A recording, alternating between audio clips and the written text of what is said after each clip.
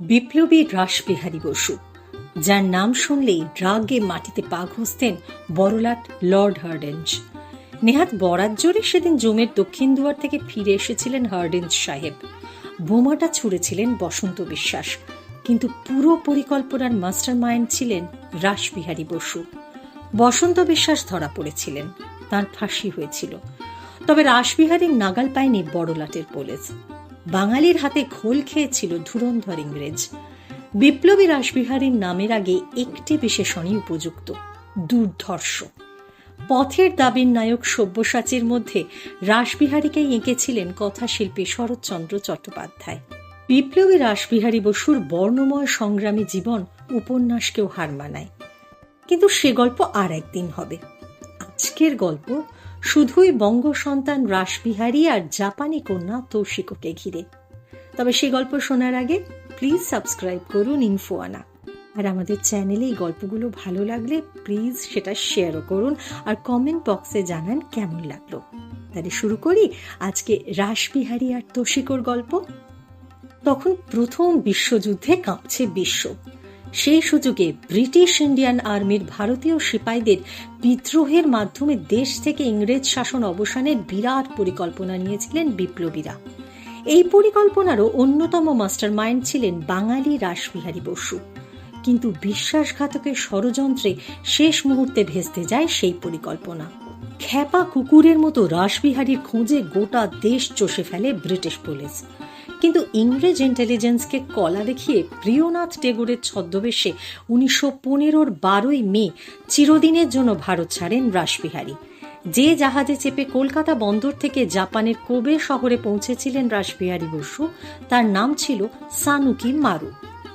চোখে ধুলো দিয়ে রাসবিহারী বসু জাপানে এই খবর জানতে পেরে তেলে বেগুনে জ্বলে ওঠে ব্রিটিশ সরকার। রাসবিহারীকে হাতের মুঠোয় পেতে জাপান সরকারকে চাপ দিতে থাকে ব্রিটেন। একদিকে জাপানি পুলিশ আর একদিকে ব্রিটিশ গুপ্তচরেরা রাসবিহারীকে হন্যে হয়ে খুঁজতে থাকে। সেই বিপদের দিনে বিপন্ন বাঙালি বিপ্লবীকে রক্ষা করলেন সামুরাই নেতা মিৎসুরু তোয়ামা। পুলিশের নজর এড়াতে রাসবিহারীর দরকার ছিল একটা নিরাপদ আশ্রয়। মিৎসুরু তোয়ামার অনুরোধে নিজের বেকারিতে রাসবিহারীকে আশ্রয় দিলেন এইজো সোমা। টোকিওর শিনজুকু এলাকায় অবস্থিত সেই বিখ্যাত বেকারির নাম নাকামুরায়া। নিয়তি যেন 29 বছরের বাঙালি বিপ্লবীকে ঠেলে পাঠালো নাকামুরায়ায়। নাকামুরায়া বেকারির মালিক এইজো সোমা আর তার স্ত্রী কোকো দুজনেই ভালোবেসে ফেলেছিলেন রাসবিহারীকে। মা যেভাবে সমস্ত বিপদ থেকে ছেলেকে রক্ষা করেন, সেইভাবেই এক ভিনদেশী যুবককে রক্ষা করেছেন কোকো সোমা। নাকামুরায়া বেকারির পেছনে ছোট্ট একটা কুঠুরিতে সারাদিন নিজেকে লুকিয়ে রাখতেন রাসবিহারী। অন্তরালবাসে জাপানি ভাষা শিখে ফেলেছিলেন তিনি। এইজো ও কোকোর আশ্রয় রাসবিহারীকে জাপানি পুলিশ ও ব্রিটিশ চরদের নজর থেকে সাময়িক রক্ষা করতে পারলেও বিপদ কিন্তু সম্পূর্ণ কাটল না। কিভাবে জাপানের মাটিতে নির্ভয়ে বাস করতে পারবেন এই ভারতীয় বিপ্লবী? উপায় বাতলে দিলেন সামুরাই নেতা মিৎসুরু তোয়ামাই। কোনো জাপানি কন্যাকে বিয়ে করে জাপানের নাগরিকত্ব লাভেই একমাত্র মুশকিল আসান। কিন্তু কে করবে নির্বাসিত নিঃসম্বল এক পরদেশী যুবককে বিয়ে? সৌমা দম্পতির বড় মেয়ে তৌশিকো সোমা তখন বছর 20। যে কোনো জাপানি পুরুষের হৃদয় কেড়ে নিতে পারে রূপে গুণে স্বভাবে অনন্যা তৌশিকো। এইজো ও কোকোর কাছে রাসবিহারীর জন্য তৌশিকোকেই পাত্রী হিসেবে চাইলেন তোয়ামা। তোয়ামার প্রস্তাব শুনে রীতিমতো অপ্রস্তুত হয়ে পড়লেন বিখ্যাত নাকামুরায়া বেকারির মালিক এইজো সোমা ও তার স্ত্রী কোকো। দুজনেই পুত্র স্নেহে আগলে রাখতেন সেই ভিনদেশী বিপ্লবী যুবককে। ছেলেটির মায়ার বন্ধনে পড়ে গেছেন দুজনেই, কিন্তু তা বলে তার হাতেই আদরের কন্যাকে সমর্পণ? জাপানি সমাজ রক্ষণশীল। ভিন্ন জাতের ছেলের সঙ্গে মেয়ের বিয়ে দিয়ে তারা আত্মীয় মহলে মুখ দেখাবেন কিভাবে? মেয়ে বা রাজি হবে কেন চালচুলোহীন রাসবিহারীকে বিয়ে করতে? জাপানের প্রবীণ সামুরাই নেতা মিৎসুরু তোয়ামা, তাকে শ্রদ্ধা করেন সোমা দম্পতি। তোয়ামার কথা ফেলতে পারলেন না এইজো ও কোকো। বললেন, মেয়ে যদি রাজি হয় এই বিয়েতে আপত্তি নেই তাদের। বাবা মাকে অবাক করে দিয়ে মেয়ে কিন্তু রাজি হয়েছিল। ধনির দুলালি বলতে যা বোঝায়, আক্ষরিক অর্থে তৌশিকো সোমা ছিলেন তাই, কিন্তু এক পলাতক ভারতীয় বিপ্লবীর অনিশ্চিত জীবনের সঙ্গে নিজেকে জড়িয়ে ফেলতে দ্বিধা করেননি তিনি। সেই অকুতোভয় বাঙালি যুবককে দূর থেকে দেখতেন তৌশিকো। তাঁর ব্যক্তিত্ব, তাঁর পৌরুষ, মাতৃভূমির জন্য তাঁর ত্যাগ, তিতিক্ষা, তাঁর মায়া ভরা বড় বড় দুটি চোখ কখন যে তৌশিকোর হৃদয় দখল করে বসেছিল তৌশিকো নিজেই জানতেন না।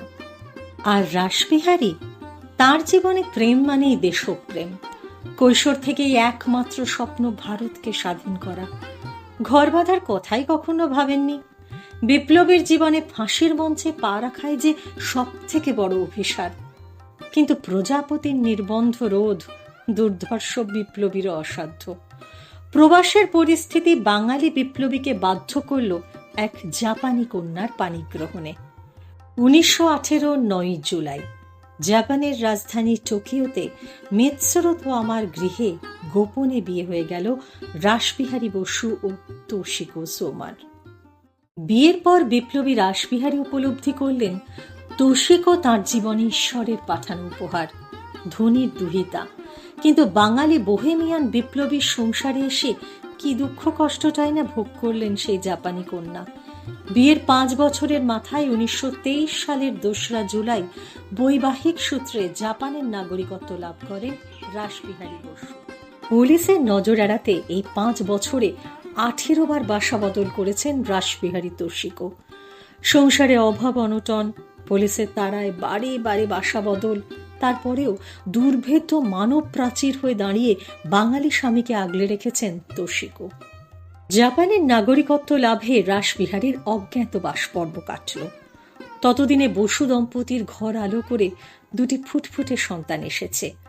রাসবিহারী তৌশিকোর সংসারে একটু সুখের বাতাস লাগলো বটে, কিন্তু সুখ তাদের কপালে সইল কই। বিয়ের পর থেকে এই স্বামীকে নিয়ে উৎকণ্ঠা, প্রবল মানসিক চাপে ভেতরে ভেতরে ভাঙতে থাকে তৌশিকোর শরীর। দেহে বাসা বাঁধে যক্ষা, তার উপর নিউমোনিয়া। জোড়া আঘাতে শয্যাশায়ী হয়ে পড়লেন রাসবিহারীর জীবন সঙ্গিনী। রাসবিহারী বুঝলেন স্ত্রীর শিয়রে সমন দাঁড়িয়ে, প্রিয়তমার সঙ্গে চিরবিচ্ছেদ আসন্ন। শেষ কটা দিন তৌশিকোর মাথার কাছ থেকে নড়েননি রাসবিহারী। স্ত্রীর হাতে হাত রেখে বসে থাকতেন।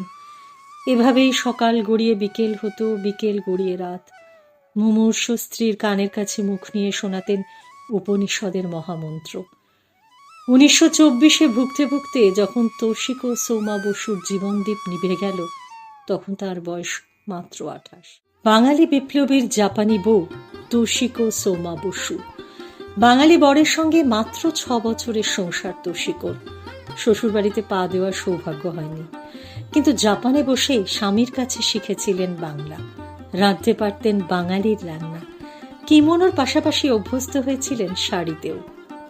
পত্নী বিয়োগের পর আরো 21 বছর বেঁচে ছিলেন বিপ্লবী রাসবিহারী বসু। স্ত্রীর মৃত্যুর পর শাশুড়ি কোকো সোমার শত অনুরোধেও দ্বিতীয়বার দ্বার পরিগ্রহণ করেননি রাসবিহারী। বলেছিলেন, তৌশিকো ছাড়া আর কাউকে ভালোবাসা আমার পক্ষে জীবনে অসম্ভব। তৌশিকো সারা জীবন আমার কাছেই থাকবে, আর কিছু চাই না আমি। টোকিওর তামা শ্মশানে একই সমাধিতে লীন হয়ে আছেন দুজন। প্রেমের আর এক নাম যদি হয় সমর্পণ, তবে রাসবিহারী তৌশিকো তার সব থেকে বড় উদাহরণ। ভিডিওটি ভালো লাগলে লাইক করুন, শেয়ার করুন, আর অবশ্যই সাবস্ক্রাইব করুন ইনফোয়ানা।